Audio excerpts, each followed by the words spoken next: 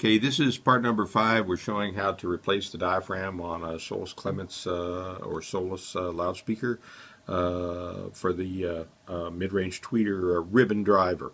We've shown how the diaphragm goes on and how to put the damping material into the motor assembly and to start to attach the diaphragm itself. We've determined that on this one from the last video which side is positive. In this case it is this side in terms of the two leads, and it is also good then to mark the diaphragm that this would be the positive side, and I'll show you why that's important here in just a minute.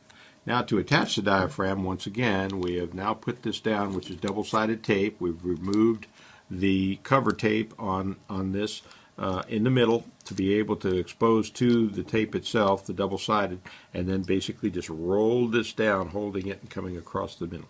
So now we want to stretch the diaphragm across the unit, and the way you do that is then you take, after turning up the side here, which you should do before this goes on, turning up the cover tape, you go ahead and pull that off with this already on the middle, and then you start in the middle and just basically gently, but not too hard, and basically just pull it to where it's slightly tight across the whole unit, just like this. This is why the tape's on there.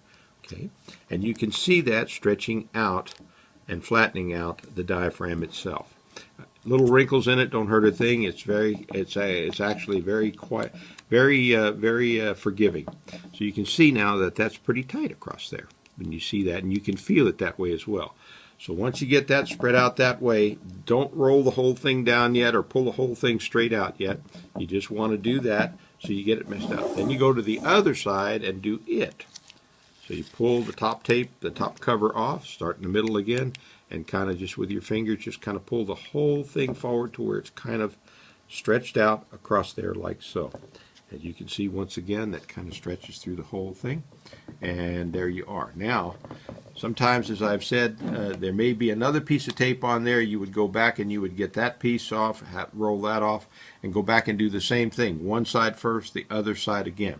In this case, since we only have the two, I then like to go back and then press down the middle, and then go ahead and take and just basically roll the whole diaphragm, pushing outward so that you keep it stretched.